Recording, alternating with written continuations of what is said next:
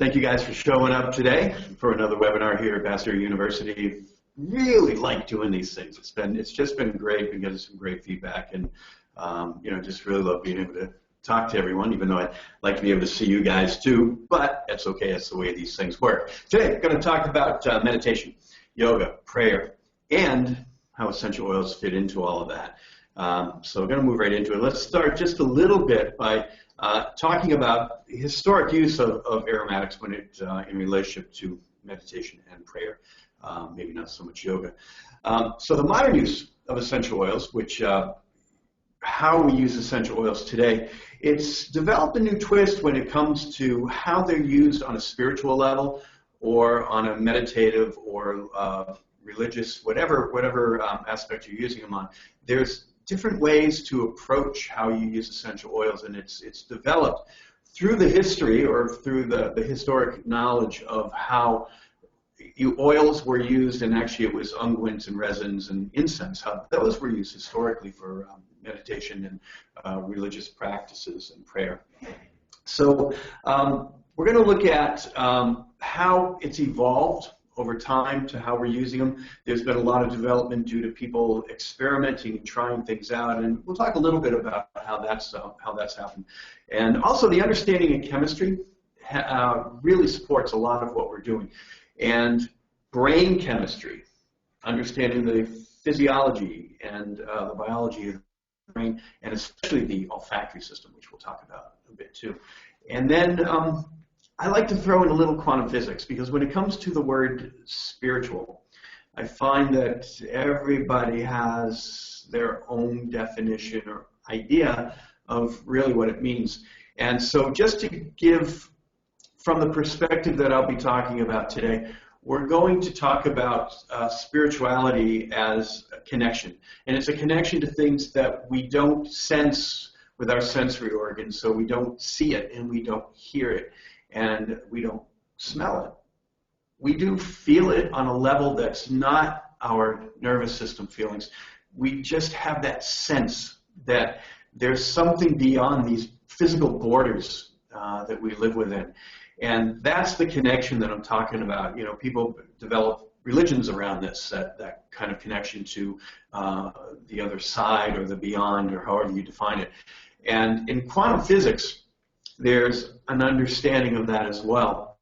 And when you get down to that subatomic level, which is what quantum physics is all about, it really talks about an interconnection between all things. You know, there's no barriers, there's no borders.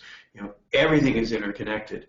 And so when I talk about spirituality, I really like to bring that aspect into it, that we're trying to connect everything. So that's how we're going to go with that one. Whoops. Trying to get my screen to move. There we go. First, let's talk about the history of aromatics.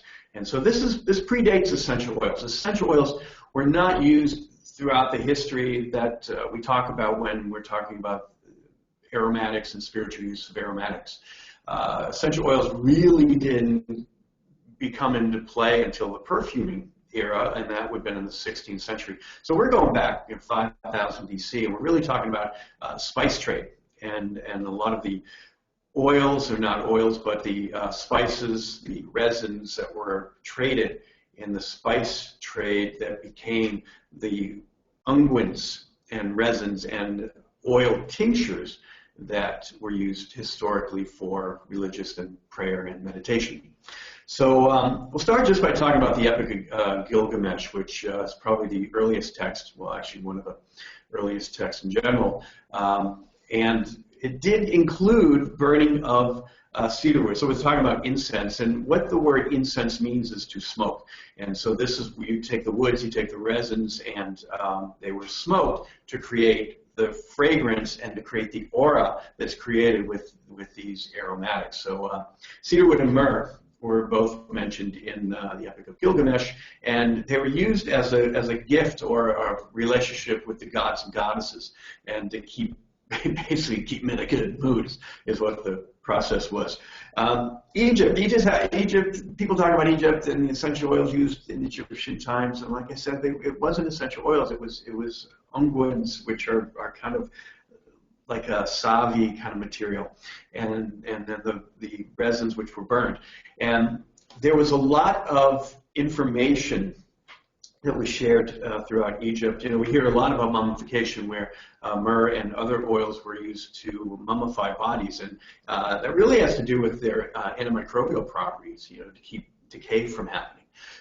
But the oils or the ointments that were used were also used in spiritual practices. And there was a painting that's on the wall. These are fairly well known. Solid ointments of spikenard and other aromatics were put into bitcoins and put on the heads, especially of dancers. And as they heat this up, it would melt and create this aromatic just atmosphere that was, you know, likely gorgeous. I mean, I can only imagine. I haven't used any bitcoins. I had little parties at my house with it going on, but maybe we should make a plan for that. But at another time, we'll talk about that. Anyway, as the oils would melt, they would create a diffuser effect, and this is, you know, for ceremonies. These were often used, and then just as dancing for the kings and the queens. Of these times. This also went on in Roman times. It did continue, and Romans also have stories of having rose melting or rose wax melting on the heads of dancers, and which would also permeate the air. And again, it had to be gorgeous. Book of Exodus. Now we get to the Bible. The Bible is that's some literature that people often talk about today in relationship to essential oils. And again, it was not essential oils that were being used.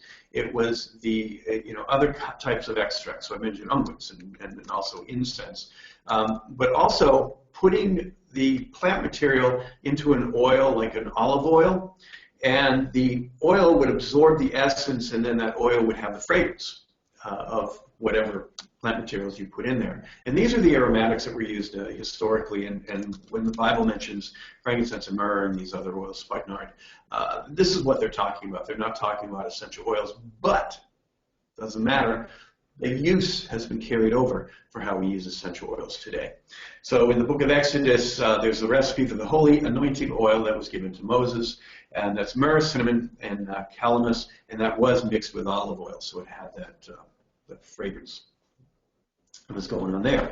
So let's get into a little bit of how these ointments, oils, and incenses were used. And with the Native Americans, I think for purification, we're in this country we're very familiar with. I know a lot of people who will use sage to smudge, and what smudging is all about. You have the smudge sticks, which is the plant material kind of all wrapped up, and you burn that, and it smokes, and as it's smoking, you're kind of waving it around, and what this does is it gets rid of negative energies and negative spirits and the list of other things that you're trying to purify. So this is the practice of purification. So what we've done is we've transferred from the smudge sticks and other methods of doing these purification ceremonies, and not only for the Native Americans, but really you'll find this with indigenous people throughout the world, different types of purification. Incense is often used, and a smudge stick is very similar to incense in that it's a smoking of the plant material. So we have sage and sweetgrass and juniper and cedar and pine. We can diffuse oils to purify a room, and that's a common way of doing it now. And we relate to the information that's been passed on. So sage and the cedars and the juniper and the pine are all used to diffuse or as ointments to purify. So if you wanted to make a purifying fragrance, you could actually do that in a little blend and get one of the necklaces if you want to protect yourself from any kind of negative energies or negative impacts, or however you want to define that. Also in a diffuser, the cedars, which would be, now cedar, I'm writing on this, I keep pointing to this. Can you see I'm pointing to this? I'm pointing at the word cedar because it could be using the wood. So we have cedar woods, and there's several types of oils that are named cedar wood. My personal favorite is the Atlas cedar, which is Cedrus atlantica, and that comes from Morocco, and that's considered true cedar. The other cedars that we're very familiar with are Virginia cedar, and that's actually a juniper, a Juniperus virginiana is the plant name. And then there's, here in the Pacific Northwest, we have the arbor vitae, which is Thuja plicata, which is also not a true cedar wood tree, but it really doesn't matter because we're using the wood, we're using the leaves, and they do their magic. So cedar can either be an extract from the wood, or it can be from the leaf. Two very different oil structures, which means two different types of energy or purification. Generally for purification, we use the cedar leaf.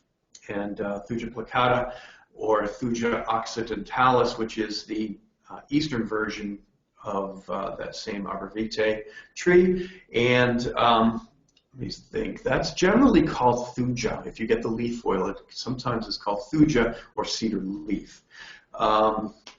Pine, pinon needles. I haven't used the pinon needles. That's mostly comes out of the Southwest here in the Americas. So I've only smelled it one time, and it was gorgeous oil if you can get it. So this is to help clear the air of negative influences, attract positive energy. So again, you can either diffuse it or wear it. You can have an ointment, so it can be almost like a perfume, or you can put it into the oil, put it into one of those necklaces that diffuse the oils. And so that's a great way to do a purification exercise. If you'd like to purify a room before yoga or before meditation, you can also use the same oils to do the same thing. So we're talking about purification, talking about all of these spiritual ways of using your essential oils. And before we kind of move into the next section, I want to talk a little bit about what gives support. I mean, as far as you're using these oils, and we can just say it works, and you know, a lot of times when you say it works, it's going to work. But if we put a little bit of science to this, just to give an understanding about why would these oils bring on such an influence that allows for a better meditation or a more impactful prayer or religious ceremony. And so we look at it, I have a few ways of looking at this. The olfactory channels is by far what you really need to pay attention to. When I ask in my classes, I pass around oils throughout every class. And what I tell my students is don't like or dislike an oil. Feel it. We all have a relationship to an aroma, and that comes from the memory and emotions of the olfactory system. And if you're smelling it to go, I like this, I don't like it, what you're doing is you're using, you know, the biological function of the olfactory system, which is about protection. And we've transferred that it's good for you, bad for you, into I like it or don't like it. Some of that like and dislike is based on your emotional connection to it or your memory. And some of it is just, you know, our aromatic vocabulary, meaning what are we comfortable smelling, what do we like, you know, what makes us feel good. So the what makes us feel good is what I want people to pay attention to, or what makes us feel uncomfortable, which can happen with any odor. So the olfactory channels are very important to pay attention to. So when you smell oils, feel the oil. Is there a memory that clicks in right away? Or is there a certain feeling that comes in, like being in a comfortable room or being in an uncomfortable room, being with friends, being with family? Do you feel it in your gut? Do you feel it in your head? Do you feel it in your chest? Do you feel it in your feet? There's all these things that you can pay attention to, because when you smell, the body, first of all, the limbic system, first connected to memory and emotion. So your first response is going to be your emotional and memory connection to the fragrance. The next response are all the neurotransmitters, the messenger molecules that are released in the body. So when I ask you where you're feeling it, there really is a physical response to smelling an oil. And it's not going to be the same for everybody. We all respond a little bit different to oils. And so just pay attention to where you're feeling it. And that's, you know, we can get into that, and that's an olfactory class that I really define that. But I just wanted you to be aware for this little topic here is that it really is an olfactory response. And I'm talking about, when I'm talking about the meditation and prayer and working with you as yoga, or any kind of, you know, we're using yoga, but Tai Chi or karate. I mean, any of those are also very focused, in a way, spiritual exercises or physical practices. So any of those go along with yoga. So we have the limbic system, which I'm really, that is the full-on effect, but that includes memory and emotion, and then also neurotransmitter release, which I'm talking about, the information network of our body, where it's communication that's triggered when you smell. Information network also, and I'm talking what I talked about just a little while ago, the quantum communication. And however you define that, spiritual connection, quantum connection, or however you want to define that, it's all about beyond these physical borders. These physical borders really limit who we are and what our potential is, especially on a communication level. It's works out so much better when you have relationships based on that beneath the surface communication, where you're feeling the other person, you're sensing what's going on in your environment. So you're trying to get beyond these five senses that we have and moving into, you can call it a sixth sense if you want to, but it's really about sensing and feeling that interconnection between all things at that quantum level. That's also something I discuss a bit in my classes, so you can get a better understanding of that if you can hang out with me for a few days here at Bastyr. Verbal cues are also something that's really important to understand when we're working on this level that we're talking about for meditation, prayer, and for yoga. In verbal cues, what I'm talking about are the stories or the ideas that go along with the fragrance. This is historically what has been passed on to us for centuries. The communication with the gods, what does that refer to? What does that mean?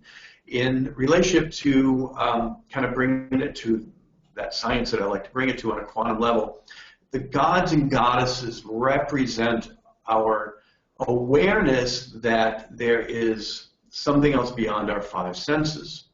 And throughout stories and history, that sense has been humanized, so it becomes human-like characters, and the gods and goddesses represent these human characters that represent the feelings that we have for what's going on that other side.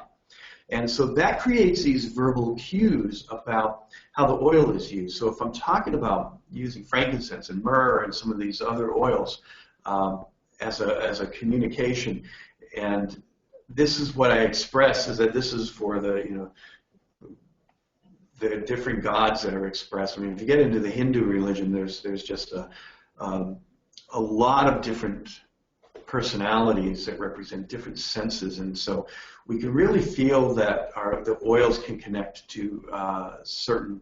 If you want to define it in a human way, it would be a god or a goddess. If you want to define it in a quantum way, it's a certain feeling. But the verbal cue is the story that will create that connection. And so I'll talk a little bit about how we can work with that. So verbal cues are the ideas and the stories that help us communicate with the message we're trying to achieve through using the oil. And it really is about a message that we're trying to achieve when we do this.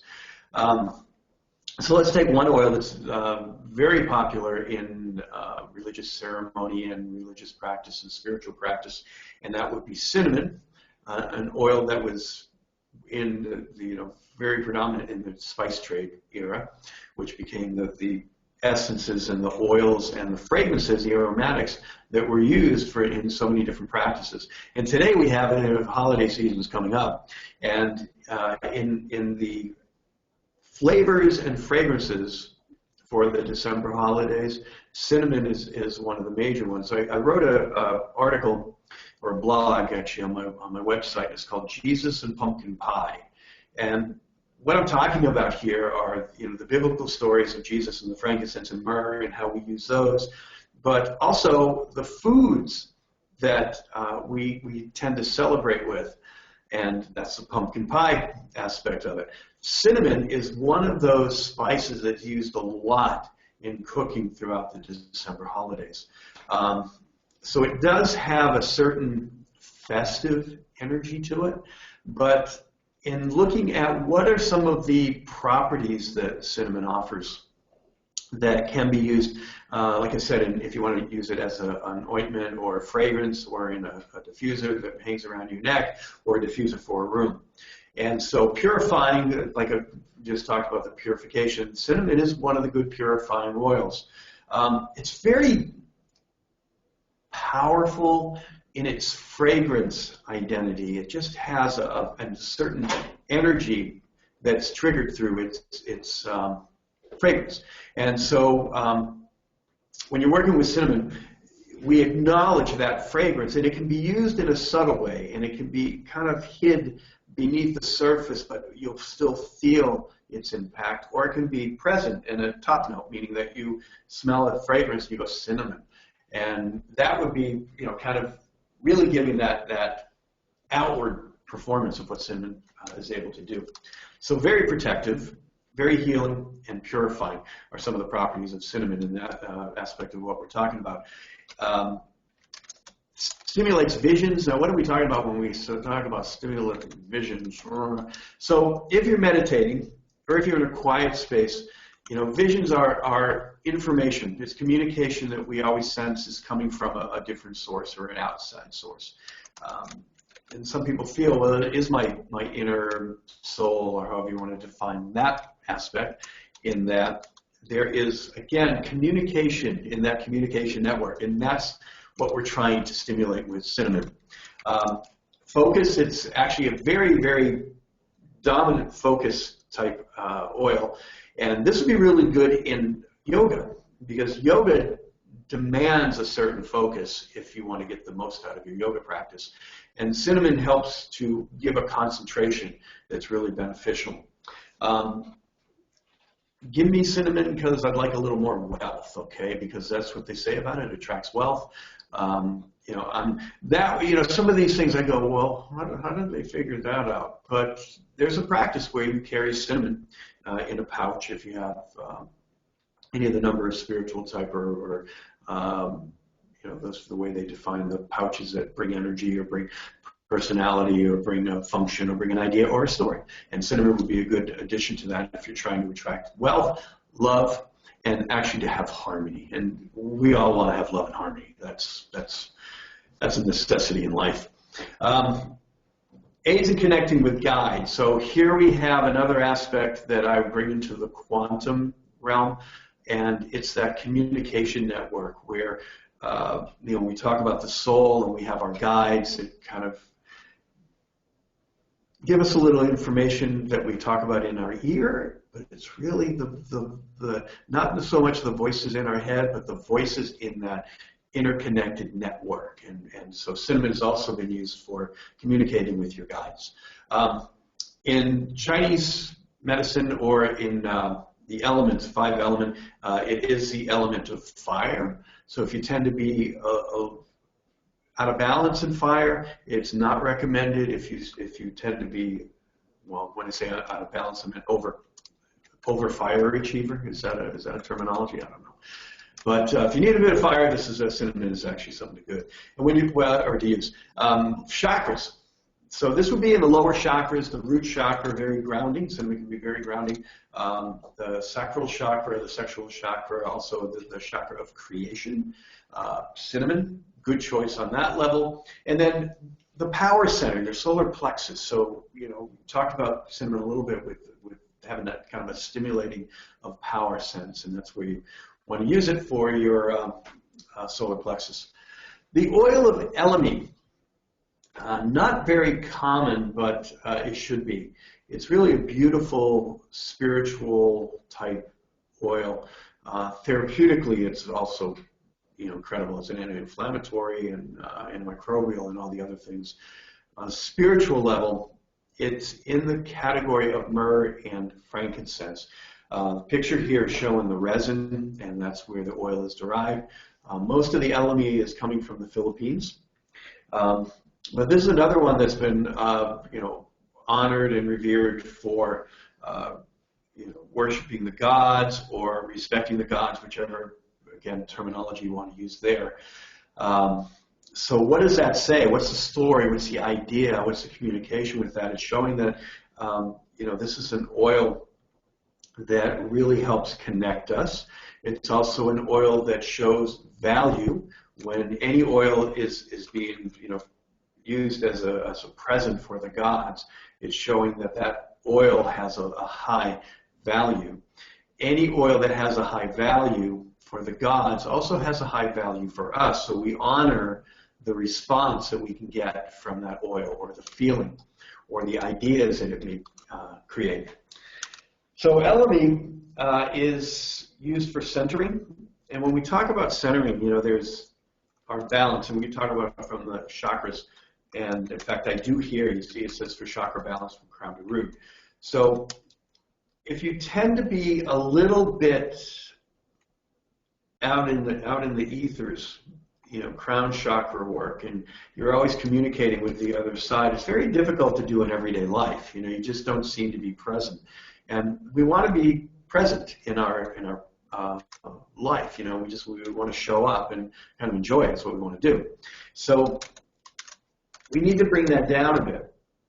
Some people are just overly grounded. The earth is everything, and they don't communicate with that network, right? The other side.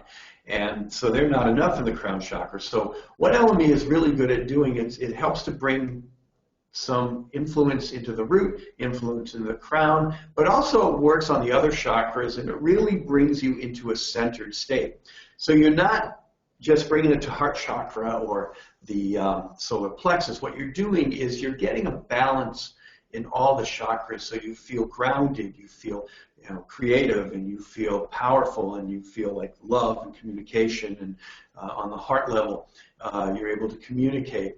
You're able to see without it being all about the physical, and then total communication with the other side with the crown chakra. So elemi is one of those that would be a beautiful oil to use in yoga if you really want to use your yoga practice to have fulfillment and to be complete by taking and supporting all the chakras. So meditation practices and bringing higher awareness to consciousness is very key for working with the elemi. There are elements of magic when you read some of especially the herbals. There's a lot of herbal magic information that's available. Not too much with essential oils, and where they are used with essential oils, it's generally transferred from the herbals and then just replacing the herbs with the essential oil, which works. This is another idea, another story. This is another verbal cue. So if whatever it is that's magical skills, and that can be anything, you're able to produce things that really aren't there, and I don't mean that just that illusion of I have my bottle of water and now it's gone, but then it appears. No, that's simplistic. What I'm talking about is every day in our life we want to be productive, we want to accomplish, we want to have purpose, and somewhat of what your magical skills are to be able to sort of joyfully and easily accomplish things. And this is part of magic skills in trying to create this, and we can do it through the stories or ideas of a practice, a magical practice, and elemi is one of those oils that really supports any of those systems that people use for magic. So magic is also part of meditation. When we meditate, and we meditate on either something we want, or we want to support somebody, or we want to support our own emotions, there is the system of magic that can help produce those results in a meditation, in a prayer, in any kind of practice, even yoga. Let's talk about frankincense, because I can't leave that one out. Everybody talks about frankincense when it comes to meditation, yoga, and spiritual practices. It's just has always been one of the most valued aromatics. This is in the spice trade. It was one of the most valued in the way that we would value gold today, which in the biblical story of the three wise men, who brought frankincense and myrrh to the baby Jesus. It just represents the value that was given to frankincense to be the gift of a king, and this story of the spiritual king. So for religious ceremony, for spiritual application, and for ceremonial use, frankincense has always been just a core aromatic. And we see that in the church, especially the Catholic Church, where they're burning the incense, the resin, and smoking, and that's a purification and also a communication. I did a talk last night on, what was that, on holiday use of oils. And I was, talking the story of the frankincense used in spiritual practices. The woman says, well, what I heard and what I read is that it was mostly used because when the people got in the church, they smelled really bad and they wanted to kind of purify the odor. And, it's actually true. But it just takes away from all that really cool stuff that we like to talk about with frankincense. It's like, if frankincense was just a deodorant, would everybody be using it the way they are? Of course not. So we know there's that energy there too. It's just, let's say, side benefit that a bunch of people cry into a room that maybe smell a bit too human. We can balance the odor that way. So in religious and ceremonial use, you can, and also for meditation, the oil can be used in a diffuser. I would blend it with other oils, myrrh and spikenard, patchouli, all these other great oils that are used in spiritual practice. One of the things about frankincense, great for meditation, is that it has a tendency to ease mental chatter, especially when it's negative. So we have a tendency when we meditate to think that we should have a quiet mind. And yes, we should have a quiet mind. Some people would say, well, it should be no thought. I don't know, unless you are just the most accomplished of yogis, can you get to no thought. So thoughts come, and what we practice is we don't become one with the thought. We let the thought become present and then just float away. Frankincense helps that practice of just watching a thought rather than becoming the thought. And so we let the thoughts float, and frankincense allows that quietness to be there while we see the thoughts, but again, don't become the thought. Also eases that internal chatter, so this would be really good for sleeping. And a lot of us have trouble sleeping because we have the little voice in our head going, rah, rah, rah, rah. Hey, shouldn't you be going to sleep? You got to get up at 5 o'clock in the morning tomorrow. Shouldn't you be asleep? And that keeps us awake instead of putting us asleep. Frankincense, good for easing that kind of voice that happens in the back of our head. And this is why it's good for meditation. This is why it's good for spiritual practice, because it really helps to give us focus and center our minds in a much more quiet, less internal chatter way. The other properties that it has, it's uplifting. And what that terminology means, it doesn't mean that it's stimulating. It brings a certain amount of joy or happiness, or because it lets go of negative thought, the opposite of negativity is positivity, and positive is very uplifting for the psyche and the soul. So that's how we would consider frankincense being an uplifting oil.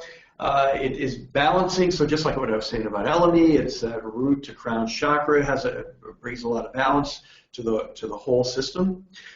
Purifying, it negative energy along with negative thought, and protective. So we like to use frankincense to help us to feel like we're not going to be invaded by negative thinking or negative energies or those energy vampires that especially psychotherapists or massage therapists tend to become, I don't want to call it a victim, but they can absorb that, and frankincense can protect from absorbing other people's negative energy or having your energy sucked out as like the energy vampire. So this is promoting enlightenment. And enlightenment, that's, again, everyone has their terminology for this, but the way I see it is that enlightenment is really about being connected to the inner source, which is the all and the everything. And when you're there, we don't have the challenge of all of this material world, which includes material philosophies and religions that can kind of dog our mind and create a weight. And so enlightenment has the word light. So heavyweight, lightweight. That's where we're trying to go. And we use frankincense to bring us out and up and in or out with the interconnectedness. I just went every which way on that one. That's because that's where the connectedness is. It's an either or. It's a both and world rather than either or world. So multidimensional awareness. I'm just using more terminology, talking about that quantum source and interconnectedness, and also transcendence, another word that defines the same things. Dispelling negativity, I kind of covered that. This is also associated with the element of fire. And the chakras, I have root, third eye, and crown, which are the main ones, but it really does balance all chakras. Galangal is another interesting oil for spiritual practice. It's not all too familiar in our essential oil world, but it's becoming a little more common. I use mostly the CO2 extract, not the essential oil. It's much easier to find. The CO2 is supercritical carbon dioxide. Come to my foundations class, I'll teach you all about what that extract means. It does come from the root, similar to where ginger would be extracted from. And some of the properties that Galangal has is aphrodisiac and sex magic. I read that somewhere, and that's why I wrote sex magic, because I don't even know what to tell you about sex magic, but it sounds like fun anyway. Great for building courage and learning to exercise one's will. This is solar plexus work. Even though it's coming from the root, so you would think that this would be a root chakra oil. It really has more energy for the courage and sexuality, creativity is what sexuality also is related to, and your solar plexus and your power center. So courage and being present in your physical world without hesitation and with confidence. Galangal is very good for that. So it's also been written for especially good in legal matters when you need protection. I'll try that someday and let you know how it works. This is, again, I'm presenting ideas. I'm presenting verbal cues when I say these things. So, I want to make sure I relate to you how these things are used. And without the language, without the presentation, they don't have as much of the power. But as long as you know your intention is what's key here. So again, sacral chakra and solar plexus. Mugwort is also a very good oil for magic, I think, magical skills and practice. Spiritual practice mugwort is used a lot in Native American culture. But there are several types of mugwort. I use the Artemisia urba alba, which comes from Eastern Europe, rather than the, I can't remember it now, Artemisia vulgaris, I think, is the common southwestern mugwort. Both have similar properties. When you look at the chemistry, they're also very similar. So it's a psychic stimulant. And what does that mean? What does psychic stimulant mean? It really gives us the awareness that we have of energies or information, again, in that interconnected universe. So it's just, this helps us to pay attention to thought processes also in that interconnected universe. Mugwort is really good for dreams. I have this prophetic dreams written in here. And this is one of the ones, so this is an experience that I've definitely had with mugwort. Kind of psychedelic dreams, really interesting.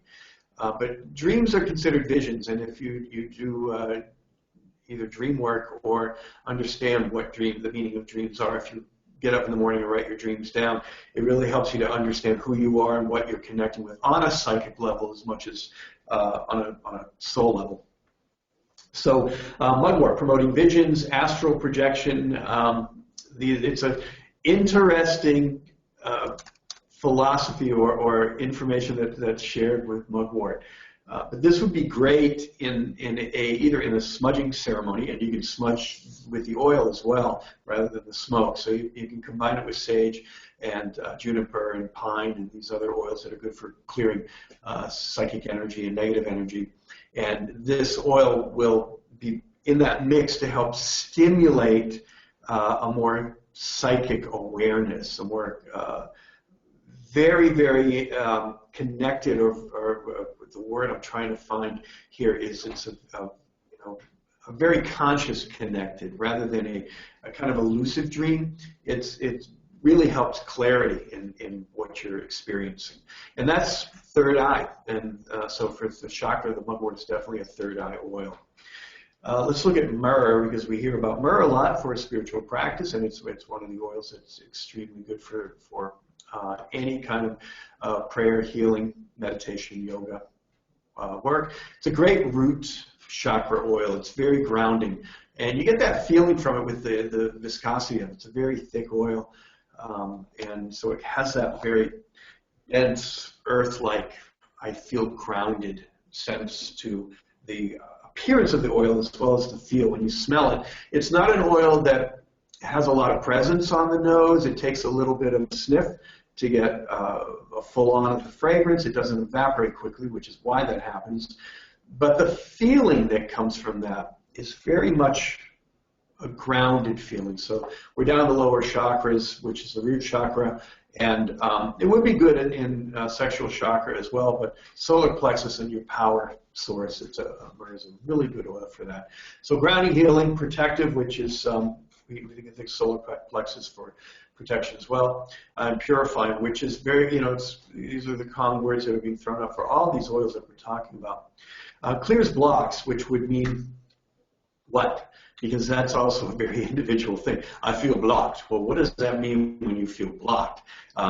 Generally that's a thought process, and so you do need to clear your thought processes. And so if you use myrrh in combination with frankincense and cinnamon, I think you would have a real good sense of opening up that awareness, because any kind of intellectual block or emotional block, it's all about barriers, and these barriers aren't physical barriers. And so how do we overcome those? Well, we have to overcome them by using non-physical resources. And the feeling that comes from working with these oils is in that realm of a sense of it working, rather than a drug-like, well, I see your blocks, I'm just going to hammer them away, or take you into, you go into surgery and we'll just surgically remove them.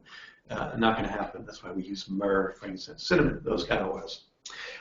Just like the other spiritual oils, the myrrh will encourage enlightenment, which I talked about, transcendence. And again, in a way, those words are kind of redundant, but just to give you a better sense, I'd like to use more vocabulary to create the feeling. So good for meditation, of course, and blessings. There's another terminology that means what, and I think that in a way, we're going to relate this to sharing a positive idea. And so the verbal cue in a blessing is to share positivity, share positive energy, share positive ideas, share positive emotions, all of these kind of things. So myrrh is going to be good for doing that. Opoponax, interesting oil.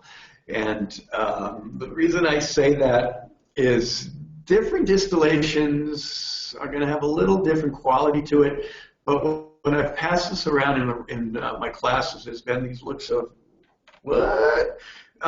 Because it has a sense of smelling like petroleum or an old oily tire or something. And it's just its chemical structure. The fragrances aren't typically pretty essential oils. I can blend this, and it works just fine. I actually like it. I like all oils. There's no oil that I don't like, because I don't smell it to like it. I smell it to feel it. And the feeling you get from Opoponax is also powerfully spiritual and powerfully interconnected with that in that quantum source. So we have protection, which is common with all of these oils. Learning secrets. I write these things because I find that what people express and what they've used an oil for is interesting. And how does Opoponax relate to learning secrets? I don't know. But if I wanted to create the story for that, Opoponax has a way of opening up the information network. I mean, so does myrrh, so does frankincense, and mugwort. So I could have said learning secrets, generally acquiring knowledge would work for those oils as well. But Opoponax seem to have more of that written than the other oils that I've seen in this language. And so the language is important because the language is the verbal cue, and the verbal cue is how we share the idea, the story, and the intention of what we're trying to get from the oil. Intention, stories, ideas are very important when we're working in meditation and when we're working in prayer and spiritual practice. Magic could have been included in this title. And yoga is kind of the practice of, the physical practice of creating all of those things. Opoponax comes from Kenya. I didn't tell you where the other oils come. Ethiopia is where I generally get the myrrh. And it does come from a resin. Again, they're talking about protective qualities and parasitic entities. We're not talking about viruses and bacteria. We're talking about, you know, I mean, psychic vampires is in that list.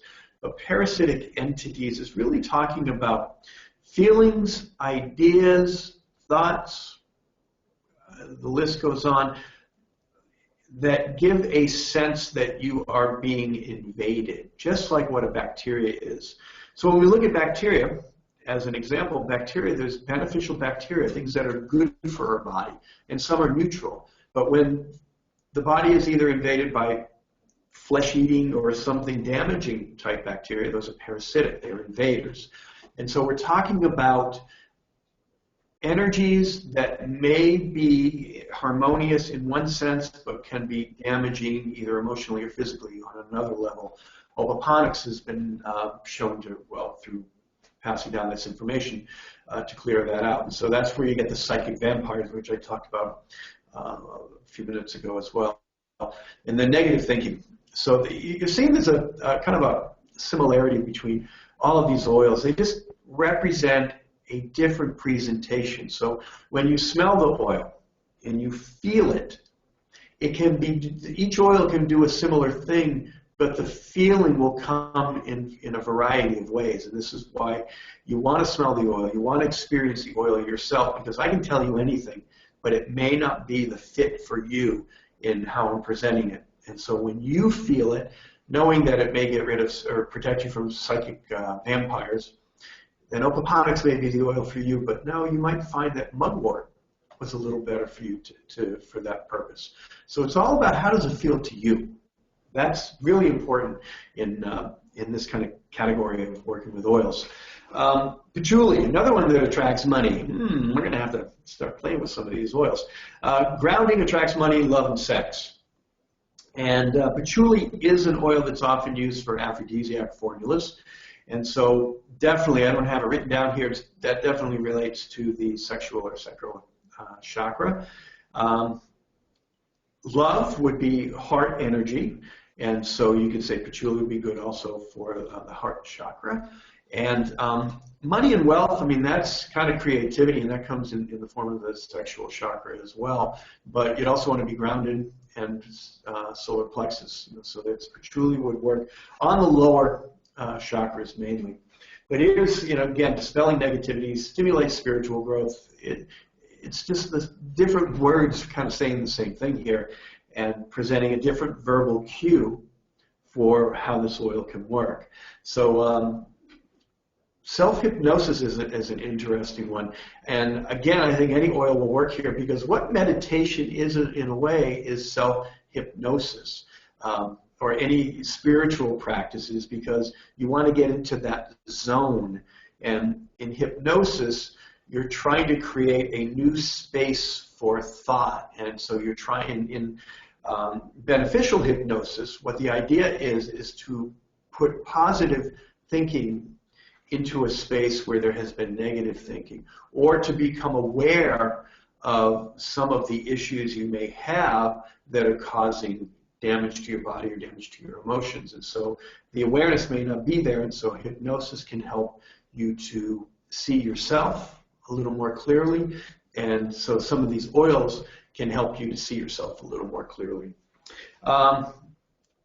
Rosemary Also, it's mostly in Europe. It's been used to, the herb has been used in a lot of ceremonial practices, weddings and different kinds of ceremonies. So, we look at this and it's used in spells or charms, and so, it's to, the verbal cue is to create a different energy. And so we hope the spell and the charms are very positive, and so you're just kind of creating a blessing, the word we used before.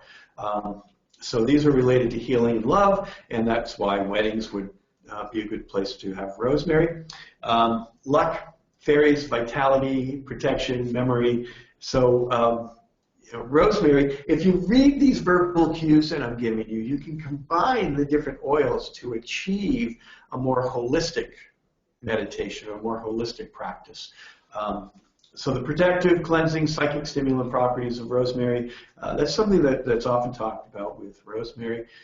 Visions, creativity, this kind of gets into a little bit, when you're talking about creativity, you're talking about sexual chakras, but rosemary really is the higher chakras, so the heart chakra, third eye.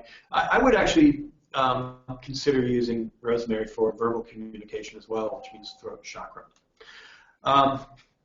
So in yoga, I haven't really talked about how you actually use these oils, and so I think that the best thing to do is to talk again about diffusing. So in a yoga practice, if you can have a focused yoga practice, meditation, anything. So I'm just going to kind of group them all together. If your intention is to have a more grounded experience, either that day or just in general, use the oils that really relate to the root chakra, the solar plexus, sexual chakra. So you might use myrrh, frankincense, patchouli, and then you still want to keep balance. So a little bit of rosemary and lavender, which is also third eye, and it's even been known to work on the higher chakras, so third eye and crown chakra. Intention, verbal cue. So verbally say what your intention is and put the blend together according to that. Okay, so if you'd like to invite more spiritual energies, I talked about fairies, and then I mentioned guides, all considered within the same realm.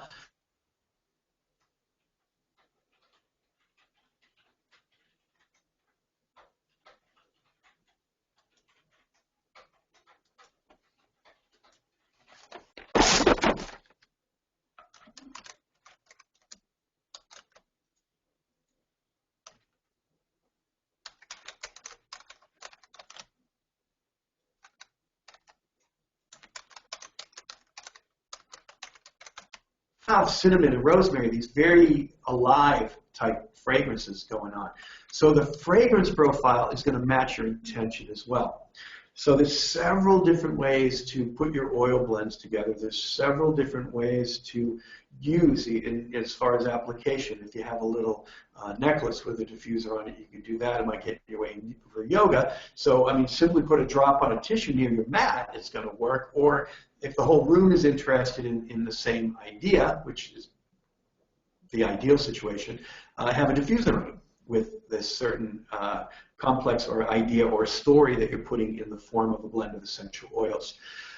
You can clean your mat, your yoga mat, with the intention as well. So here's a recipe that cedarwood, bay laurel, the rosemary, which is the cineol type, is mostly what I'm talking about with the purposes that I gave you, and lavender. This would be a good oil for balancing pretty much the whole body. I don't have a lot of grounded root chakra going on here, so patchouli or myrrh could be added to this. 3 drops of cedarwood and 3 drops of myrrh, or you could kind of divide it up with the bay laurel as well. So this blend would give a very what's the word I'm going? I was going to say open. So I want to keep that word because the idea is not to be so close, is to sort of open up so that you can communicate much easier with that interconnected universe, the quantum side, the spiritual side of things. And so it's going to be really good for cleaning your yoga mat because it's antiseptic and it has a nice fragrance to it. You might want to go easy on the vinegar. Vinegar can give sort of a vinegar smell, but it almost smells a bit musty. when it's sitting. So you can experiment with the vinegar, but alcohol can also be used, and that dissipates, so you never get a leftover alcohol smell.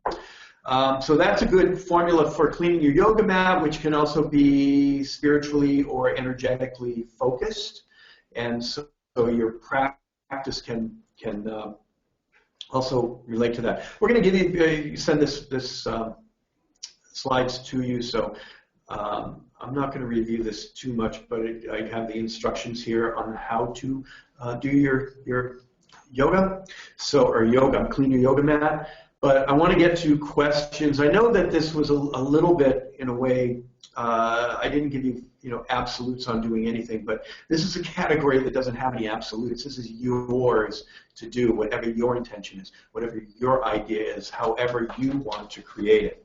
So I'm going to get to questions here, but let me do this first, just tell you about a few things that are going on. I have a foundations class happening here in Seattle at Vassar University on the campus. That's happening on January 19th to the 21st. That's module 1 of the 8 modules that we do here. And you really learn everything. I mean, even if it's just for your home practice, using essential oils, there's so much to it. And I really find that the information that's available is so diverse, it's hard to bring it together on your own. And so my class is really about taking all this information and giving you reasons why each person would say each thing, including my own opinions, of course. So that's this coming up January 19th to the 21st. Boy, 2018 is coming up, isn't it? So you can get on my Facebook page as well, so I try to keep that up to date. We're getting a little more aggressive at that, and that's Jim Harrison Phytotherapy Institute is where you'll find me on Facebook. Also on the Bastyr Facebook page, you'll get a lot of really good information, the Bastyr Continuing Education Facebook page. My website, Bastyr website, both are with Bastyr, they're giving you great information on the classes that are coming up. And on my website, which is in the process of being updated, we're going to give you a lot more of the video stuff. We're going to give you a lot more of more information, because that's so key of what we have going on here. So I really appreciate Vassar University and the opportunity that I have to be here teaching, and it's just an awesome place to be. Susan and Carmen, are just awesome friends they become for the work that we do here, and for you guys, really appreciate you guys. But let me see what questions we have here. Do you have an echo on my thing? I didn't see that. Let me see, where are the questions? Hey. We don't have any questions, and I think the webinar time's up. Oh, okay. Well, I guess we're done. So there were no questions, and really appreciate it. Again, thank you so much.